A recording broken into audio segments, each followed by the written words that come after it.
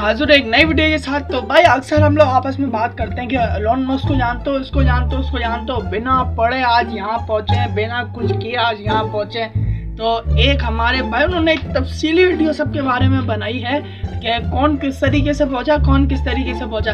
तो चलें बिना किसी देर के आज उसकी वीडियो का हम रिएक्शन करते हैं। नाम है चैनल का शहबाज मज़हर, लिंक डिस्क्रिप्शन में मैंने आपको दिया हुआ है। काफ़ी इन्फॉर्मेशन वीडियोस होती हैं इनकी, और इंशाल्लाह अगर मौका मिला तो इनकी वीडियोस का भी जैसे आज किया यार, ऐसे और भी वीडियोस का हम रिएक्शन करते रहेंगे। तो बिना किसी देर के हम अपना रिएक्शन करना स्टार्ट करते हैं। कितनी मजे की बात है कि जब भी इन 5 इंसानों की बात पाकिस्तान या इंडिया में होती है तो लोग फरमाते हैं कि इन 5 बंदों की कामयाबी का राज ये था कि इन्होंने पढ़ाई छोड़ दी थी, जिसके बाद ये दुनिया के अमीर तरीन लोग बन गए। आइए देखते हैं कि ये लोग पढ़ाई छोड़कर कैसे अमीर तरीन लोग बने। हो सकता है कि इन 5 बंदों की वजह से आपकी जिंदगी में ऐसा बदलाव आए कि आप भी इन जैसे बन जाए। सो वीडियो का कोई पॉइंट आपने मिस नहीं करना और वीडियो एंड तक देखनी है। सबसे पहले अगर इलॉन मस्क की बात करें तो 18 साल की एज में कनाडा मूव होने से पहले यूनिवर्सिटी ऑफ प्रेटोरिया को अटेंड किया। 2 सालों के बाद क्वीन यूनिवर्सिटी से मैट्रिकुलेशन की, जिसके बाद यूनिवर्सिटी ऑफ पेंसिल्वेनिया चला गया और यहाँ से इकोनॉमिक्स एंड फिजिक्स में बैचलर डिग्री हासिल की। इसी दौरान सिलिकॉन वैली में 2 इंटर्नशिप्स भी की, जिसमें एक energy storage startup pinnacle research institute में थी और दूसरी internship Palo Alto based startup rocket science games में थी। इन सारे एक्सपीरियंसेस से गुजरने के बाद स्टैनफोर्ड यूनिवर्सिटी ने इलॉन को मटेरियल साइंसेज के प्रोग्राम में पीएचडी करने के लिए एक्सेप्ट किया और इस पॉइंट पर आकर इलॉन ने डिसाइड किया कि नहीं, अब मजीद नहीं पढ़ना बल्कि अब कुछ प्रैक्टिकल करूंगा। और यहाँ से ऑनवर्ड्स इलॉन की नई जिंदगी का आगाज हुआ, जिसमें इलॉन ने अपने भाई के साथ मिलकर online city guide software company Zep2 बनाई, जो कि तकरीबन 2 से 3 साल के स्ट्रगल के बाद कॉम्पैक्ट, जो कि एक टेक्नोलॉजी कंपनी थी, उसने $307 मिलियन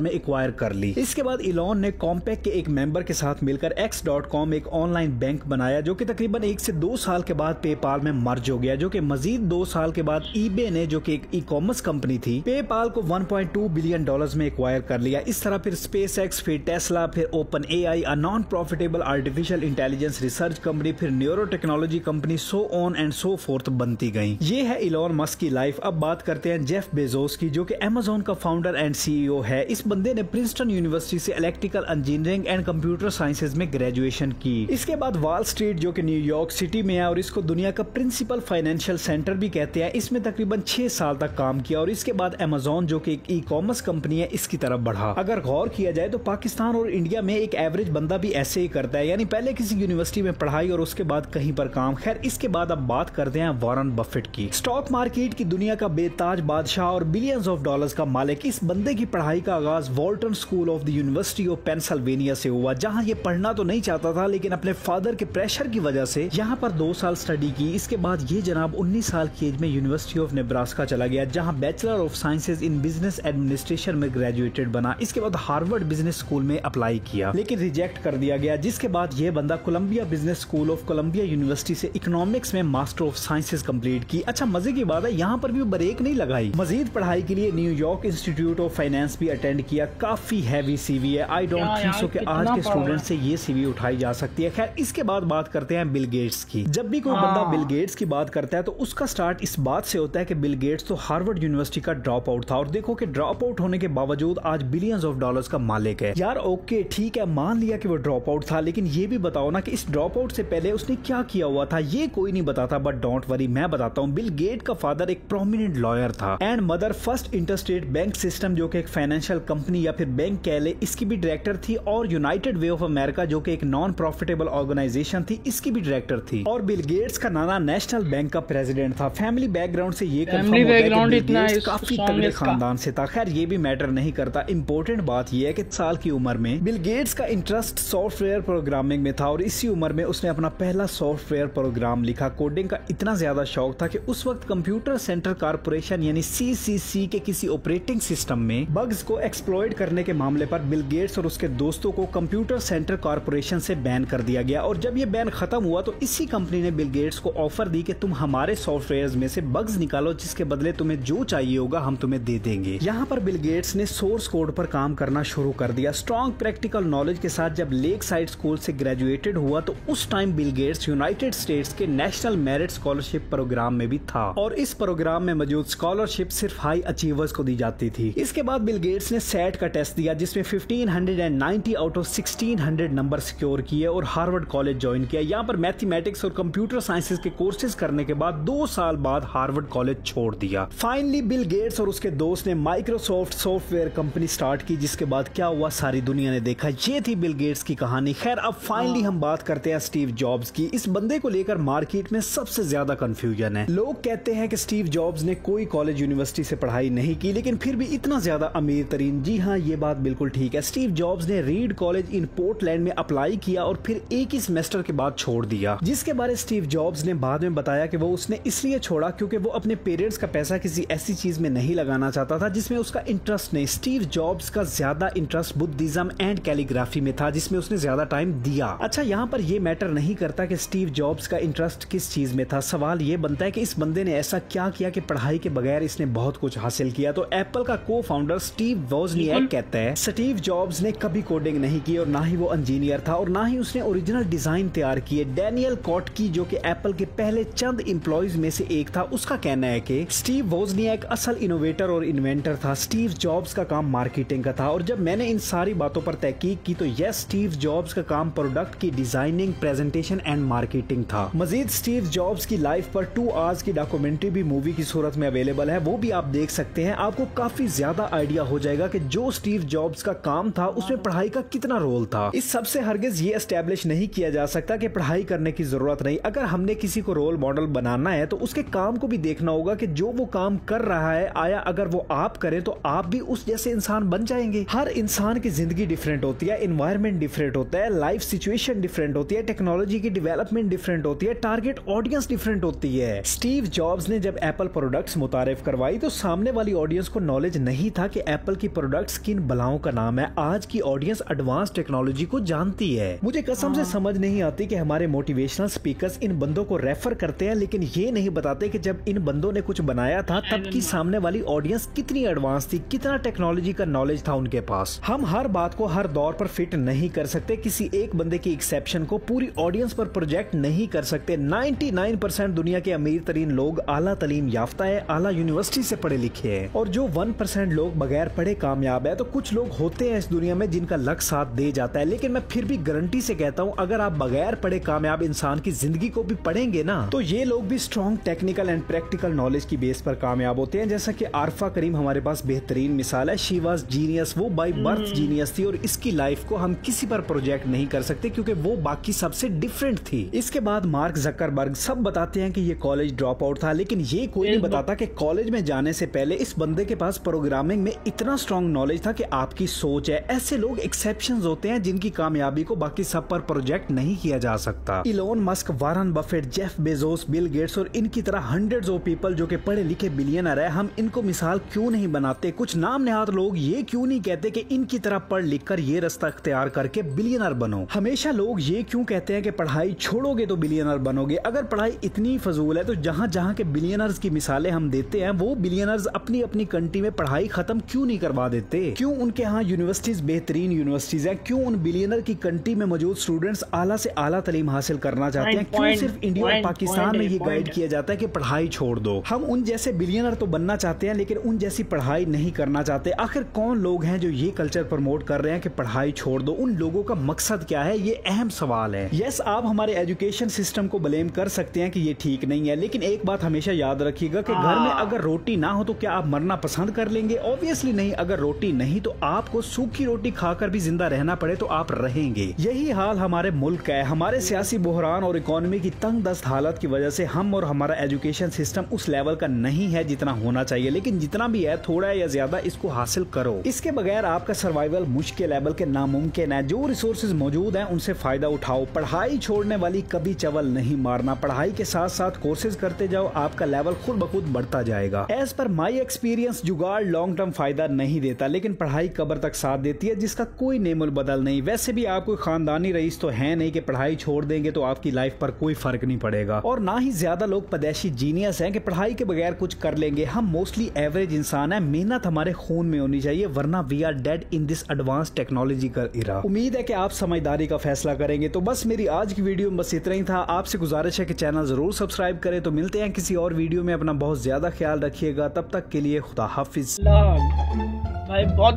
खतरनाक वीडियो थी, इतनी इन्फॉर्मेशन थी। बात इस बंदे की बिल्कुल ठीक थी कि भाई हम पाकिस्तानियों में ये बात बिल्कुल है कि क्या रखा है यार, पढ़ाई लिखाई में क्या कर लेंगे पढ़ लिख के, लेकिन दूसरे भी आप पढ़ के बने हैं।